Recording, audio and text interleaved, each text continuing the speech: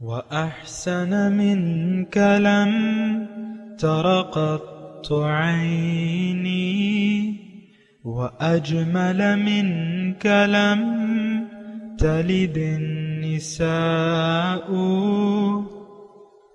خلقت مبرأ من كل عيب خلقت مبرأ من كل عيب كأنك قد خلقت كما تشاء كتاب أنزلناه إليك مبارك ليدبروا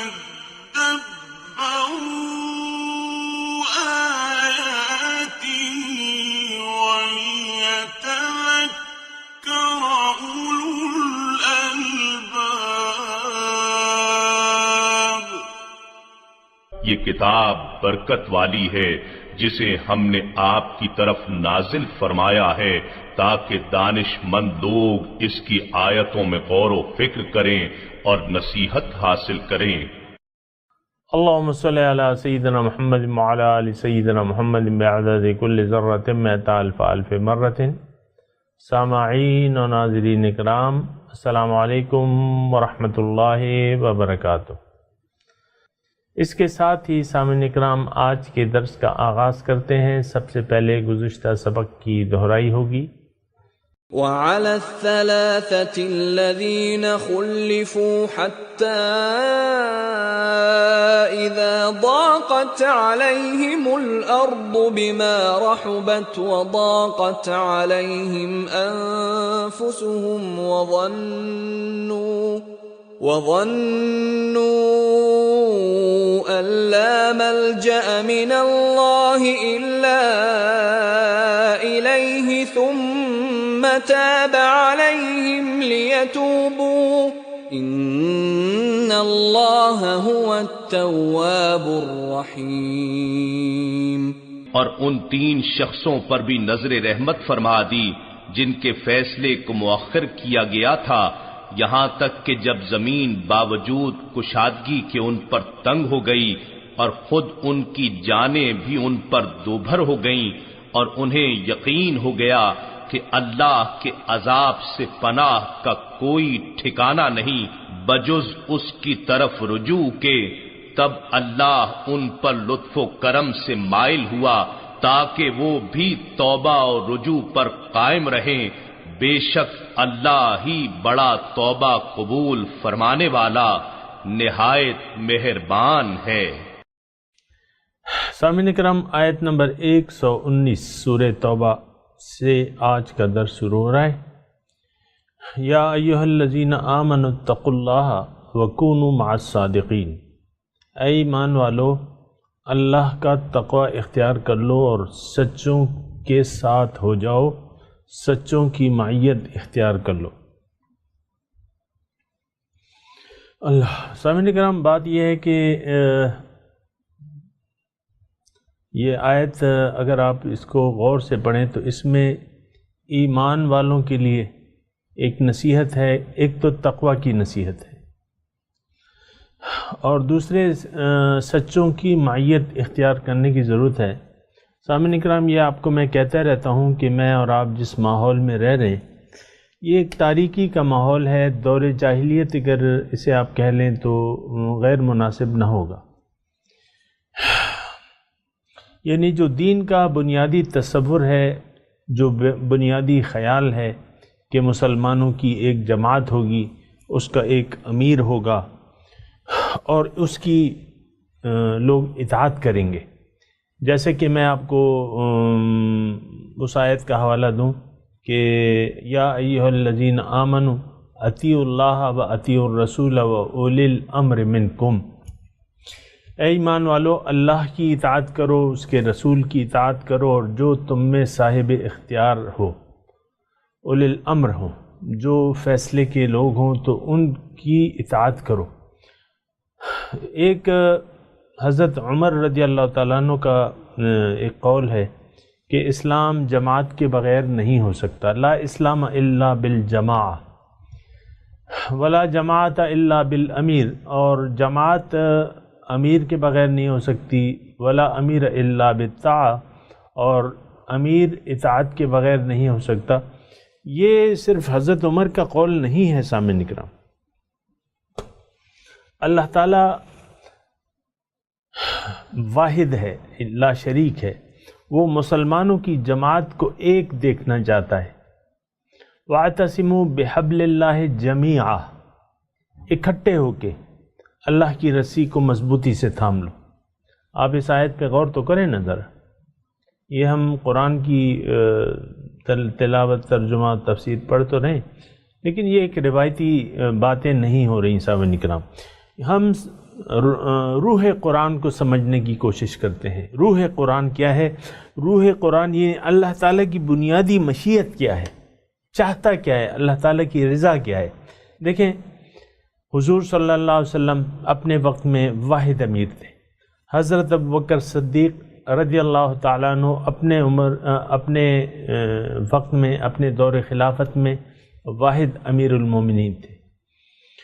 اسی طرح حضرت عمر رضی اللہ تعالیٰ عنہ واحد امیر تھے. حضرت عثمان جن کی یعنی خلافت دور دور تک پھیل گئی تھی، واحد امیر تھے.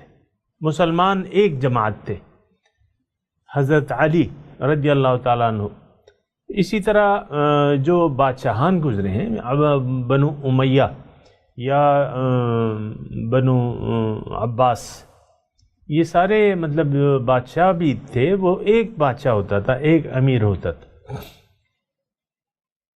اللہ تعالیٰ کی بنیادی مرضی یہ ہے کہ تم سب اکٹھے ہو جاؤ. الکفر ملت واحدہ، اللہ کے رسول فرماتے ہیں کہ کفر جو ہے ایک ملت ہے. وہم یدن علی ما سواہ، اور مسلمان کفر کے مقابلے میں ایک ہاتھ ہے. اب ظاہر ہے ہر کافر مسلمان کا دشمن ہے، چاہے وہ ہندو ہے یا عیسائی ہے، چاہے وہ کوئی اور ہے. وہ یعنی مسلمان کے خلاف اکٹھے ہیں. اب مسلمانوں کو بھی ان کے خلاف اکٹھے ہو جانا چاہیے. تو آج کے معاشرے کو اگر آج کے معاشرے میں ہم دیکھیں تو یہ بات تو نہیں ہے. کوئی یعنی کسی کے تعلقات اسرائیل کے ساتھ ہیں، کسی کی امریکہ کے ساتھ ہیں، کسی کے روس کے ساتھ ہیں، کسی کے ہندوستان کے ساتھ ہیں، جو دوستانہ تعلقات ہیں. اور پھر جو ہے ایک دوسرے کے ہم مخالف ہیں. مسلمان تو برائے نام ہے سامعین اکرام، یہ برائے نام رہ گیا ہے. میں کہہ بھی رہا ہوں آپ کو، حقیقت یہ ہے برائے نام ہے، کیونکہ قرآن کو ہم نے چھوڑا ہوا ہے، توحید کو چھوڑا ہوا ہے، رسالت کو ترک کیا ہوا ہے، رسالت کے اتباع کو ترک کر دیا ہے، توحید کی پیروی کو ترک کر دیا ہے. اللہ تعالی ہمارا الہ واحد نہیں ہے، آخرت ہمارا مقصود نہیں ہے، اللہ کی ملاقات ہم بھول چکے ہیں. آپ خود اندازہ لگا لیں. یا ایھا الذین آمنوا اتقوا اللہ وکونوا مع الصادقین. اس میں بنیادی جو نقطہ ہے وہ وہیں سے چلا آ رہا ہے کہ ان اللہ اشتری من المؤمنین انفسهم واموالهم بان لهم الجنہ. اللہ تعالیٰ نے مومنوں سے ان کے مال و جان خرید لیے ہیں، عوض میں ان کو جنت دی ہے. اب دیکھیں مومنوں سے ان کے مال و جان کا سودا اللہ تعالیٰ نے کر لیا. اب ایک مومن ہندوستان میں ہے مثال کے طور پر، ایک سعودی عرب میں ہے، ایک امریکہ میں ہے، ایک پاکستان میں ہے، ایک جو ہے کابل میں ہے، ایک ایران میں ہے، ایک شام میں ہے، ایک عراق میں ہے. اللہ تعالیٰ فرما رہا ہے یہ تو سب میں نے خرید لیے ہیں. اگر یہ مومن ہے، ان کنتم مؤمنین، اگر مومن ہو تمہارے مال و جان کا سودا میں نے کر لیا ہے، تم یہ میرے حوالے کر دو. اب جب اللہ کے حوالے کر دیں تو ان مسلمانوں کا، یعنی میں ایک اجتماعی بات کر رہا ہوں کہ ان مسلمانوں کا ایک امیر ہوگا، ایک جماعت ہوگی جس کو قرآن میں حزب اللہ کہا گیا ہے. اولئک حزب اللہ، الا ان حزب اللہ هم المفلحون اور هم الغالبون. تو یہ ایک امیر، یعنی میں آپ کو بنیادی تصور بتا دوں، پھر تو آپ کی اپنی مرضی ہے کہ کیا کیا آپ پارٹیاں بناتے ہیں یا کیا. اللہ تعالیٰ نے تو صاف کہہ دیا ہے کہ وَاعْتَصِمُوا بِحَبْلِ اللَّهِ جَمِيعًا وَلَا تَفَرَّقُوا، تفرقہ نہ پیدا کرو۔ اور اللہ تعالیٰ نے دوسری جگہ اپنے حبیب کو ہدایت کی ہے کہ ان الذین فرقوا دینہم وکانوا شیعا لست منہم فی شیء، وہ لوگ جنہوں نے اپنے دین میں تفرقہ ڈال دیا اور وہ پارٹی بن گئے، آپ ان میں سے کسی میں بھی نہیں ہے۔ بنیادی طور پہ دیکھیں اللہ تعالیٰ کی چاہت یہی ہے کہ مسلمانوں کی ایک جماعت ہو، جماعت المسلمین، جماعت المومنین، اور پھر ان کا ایک امیر ہو۔ اور یہ اصول ہے، اللہ تعالیٰ کی چاہت ہے، اللہ کی رضا ہے۔ ہم تو بٹ گئے ہیں آج کل، اپنے اپنے سکے بنا لیے ہیں، اپنی اپنی فوجیں ہیں، اپنے اپنے مفادات ہیں، ہر ایک کے اپنے اپنے مفادات ہیں۔ ان کی مالی جو ہے، ایک امیر ہے، یعنی ایک جگہ فاقے ہو رہے ہیں، دوسری جگہ گلچھرے اڑائے جا رہے ہیں۔ یہ بھی ہوتا رہا ہے سامنے کرام، ایسا ہے آج بھی۔ بہرحال یہ یعنی آپ میرے ساتھ اتفاق کریں گے کہ یہ برائے نام ہے، سب کچھ برائے نام ہے، اسلامی مملکتیں ہیں۔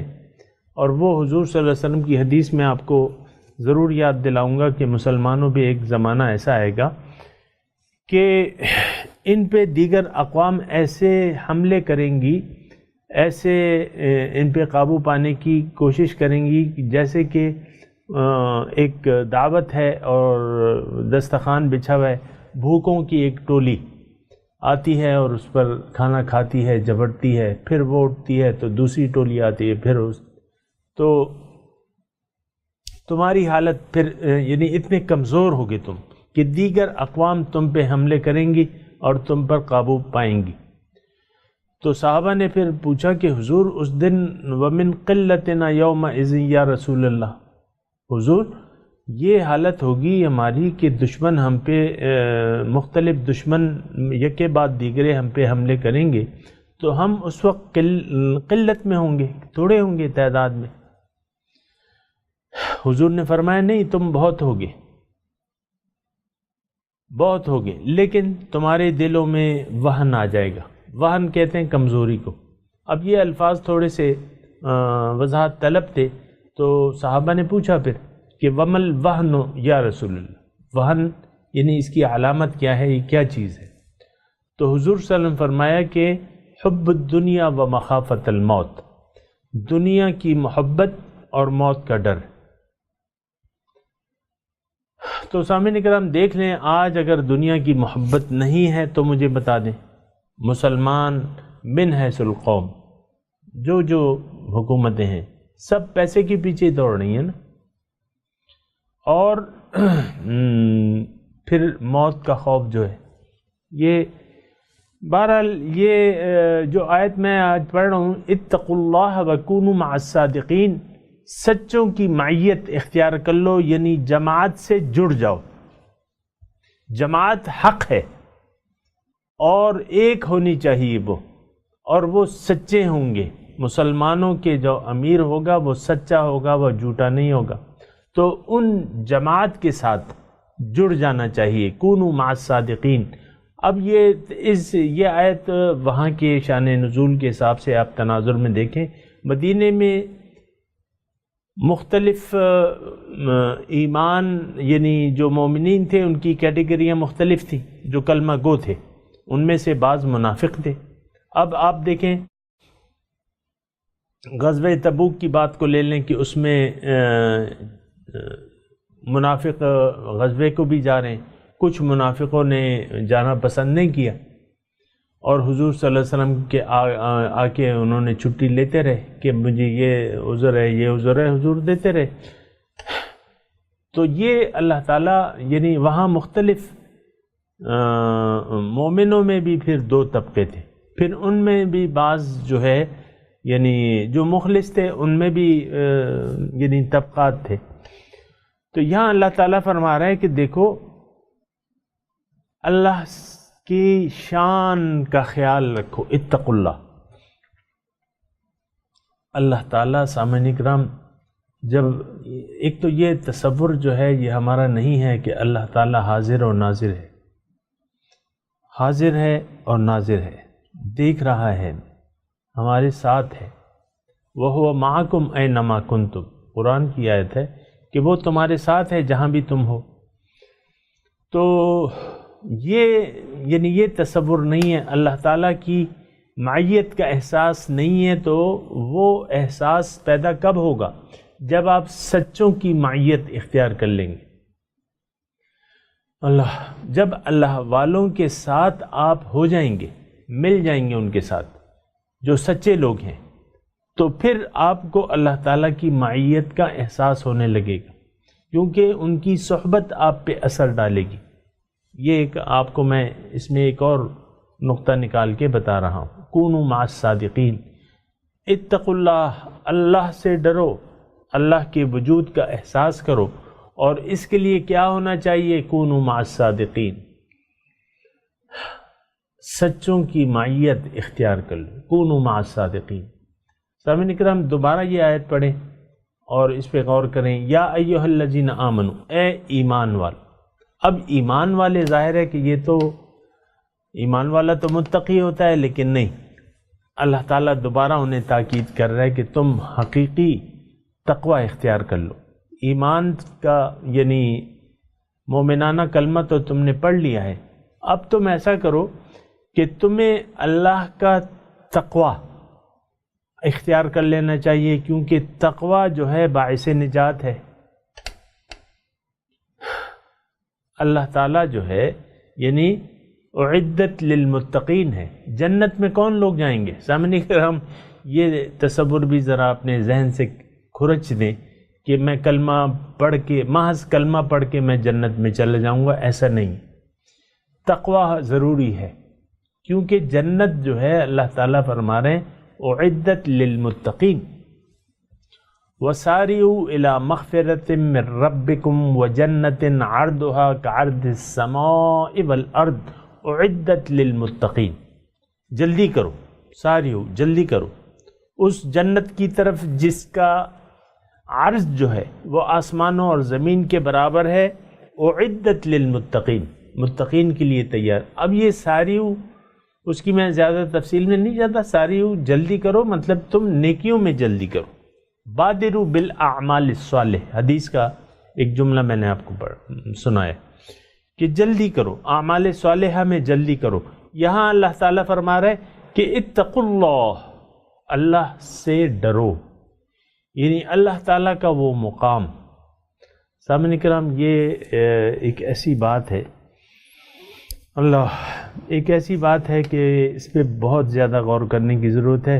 ہمارے ذہن میں اکثر یہ ہوتا ہے کہ ہم اللہ کا مقام، یہ حضرت نوح علیہ السلام کے سورہ نوح میں اپنی قوم کو ایک فقرہ وہ کہتے ہیں، ما لکم لا ترجون للہ وقارا، تمہیں کیا ہوا اللہ تعالیٰ کے وقار، اس کی شان، اس کا تم خیال نہیں رکھتے، یعنی اس کا احساس نہیں ہے تم میں۔ اللہ تعالیٰ، سامعین کرام، اللہ تعالیٰ ایسی ذات ہے جو کہ موجود ہے، جو کہ حاضر ہے۔ جب حاضر ہے، موجود ہے پوری قوت کے ساتھ، تو تھوڑا احساس نہیں، زیادہ احساس ہونا چاہیے، زیادہ احساس ہونا چاہیے۔ اللہ تعالیٰ وہ جس نے ہمیں پیدا کیا، وہ اللہ تعالیٰ جو ماں کے پیٹ میں ہمیں کھلاتا رہا، وہ اللہ تعالیٰ جس نے اس حالت تک ہمیں پہنچایا، وہ اللہ تعالیٰ جو مسلسل ہماری ربوبیت کر رہا ہے اور ہماری ضروریات کا خیال رکھ رہا ہے، وہ ہمارے ساتھ ہے، وہ ہمیں دیکھ رہا ہے، سمیع بصیر، ہماری باتیں سن رہا ہے۔ تو یہ ساری باتیں اگر ہم اس کا احساس کر لیں، یقین کر لیں کہ ایسا ہی ہے، تو پھر تھوڑا سا تقوی پیدا ہونا، خیال۔ تقوی کیا ہے؟ کہ آپ محتاط ہو جائیں کہ آپ کے ساتھ کون ہے۔ ایک مثال، یعنی مثال میں آپ کو دینا چاہتا ہوں، اور وہ یہ ہے کہ آپ کے ساتھ ایک مالدار، یعنی ایک مالدار اور سخی، بے انتہا مالدار اور بے انتہا سخی داتا شخص کھڑا ہوا ہے، ایک ضرورت مند آتا ہے آپ کے سامنے، وہ آپ کی پشت پہ ہے، پردے کے اوٹ پہ ہے، وہ سخی داتا جو ہے وہ پردے کی اوٹ پہ ہے، آپ پردے سے اس طرف ہو، آپ اس کی آواز سن رہے ہو لیکن اس کو دیکھ نہیں پا رہے کیونکہ وہ اوٹ میں ہے۔ ایک ضرورت مند آتا ہے، ضرورت مند آتا ہے، یتیم آتا ہے، مسکین آتا ہے، مسافر آتا ہے، پیچھے وہ آپ کو یقین ہے کہ وہ ہستی کھڑی بھی ہے، تو جب وہ آتا ہے تو وہ آپ کو کہتا ہے کہ وہ آپ سے سوال دراز کرتا ہے کہ بھئی میں بیمار ہوں، میں بھوکا ہوں اور میرے پاس وسائل نہیں ہیں، مجھے ضرورت ہے، تو آپ مجھے اللہ کے مال سے کچھ دیں، اب یعنی میری مدد کریں۔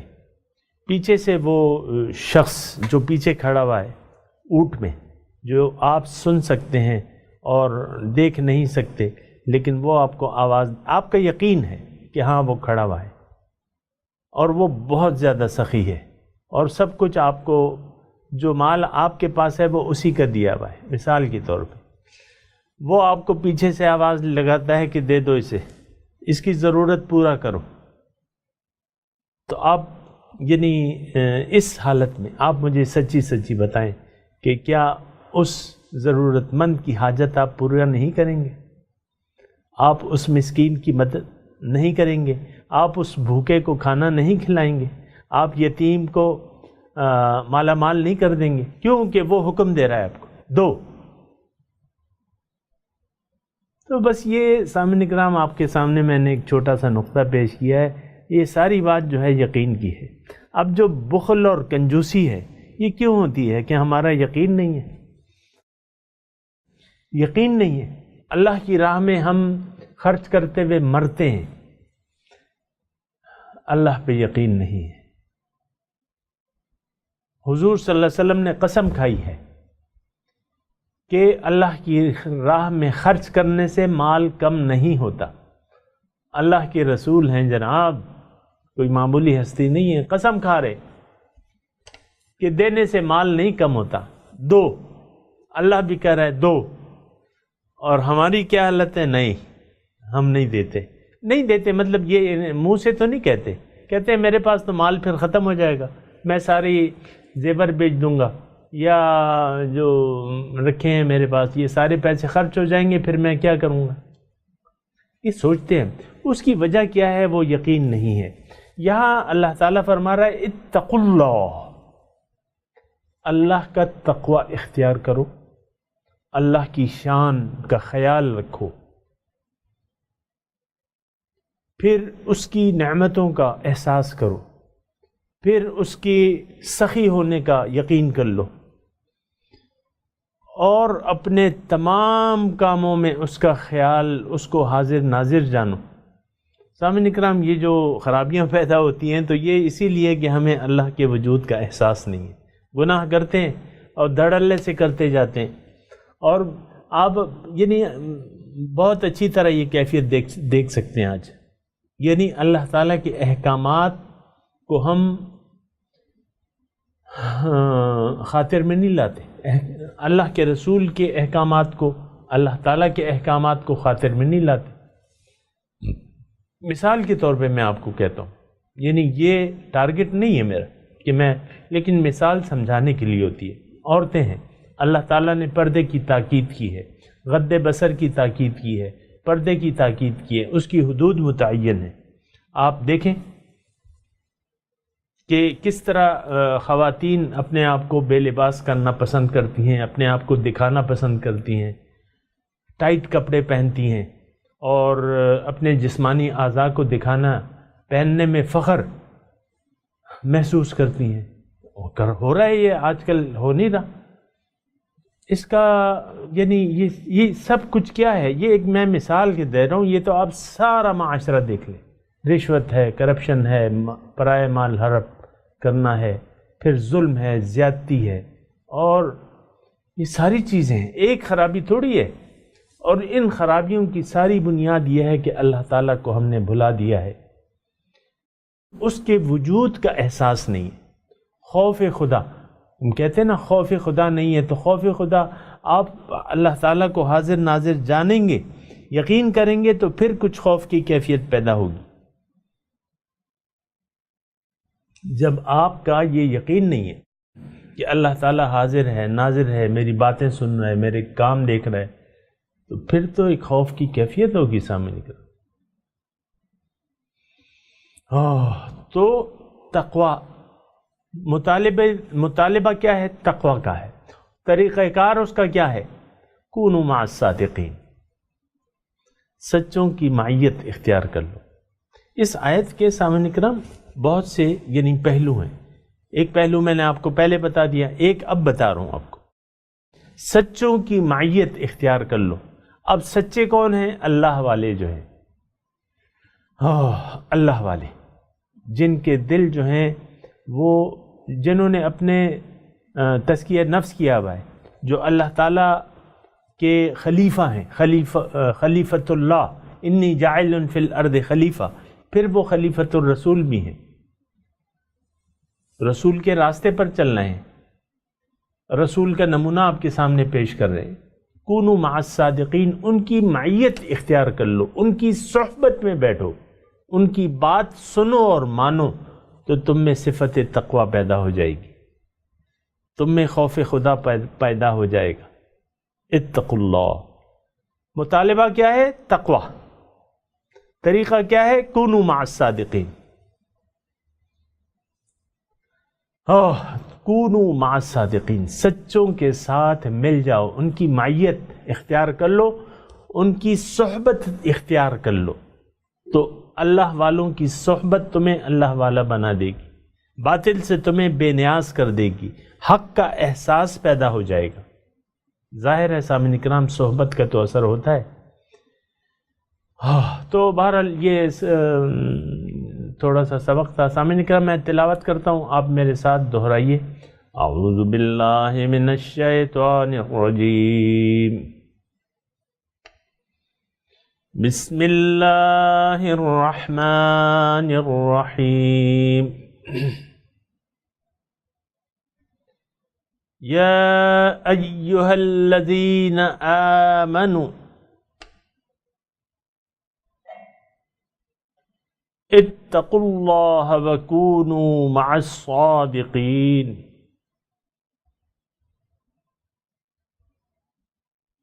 ترجمہ سنا دیجئے۔ یا ایھا الذین آمنوا، اے ایمان والو، اتقوا اللہ، اللہ کا تقوی اختیار کر لو، وکونوا مع الصادقین،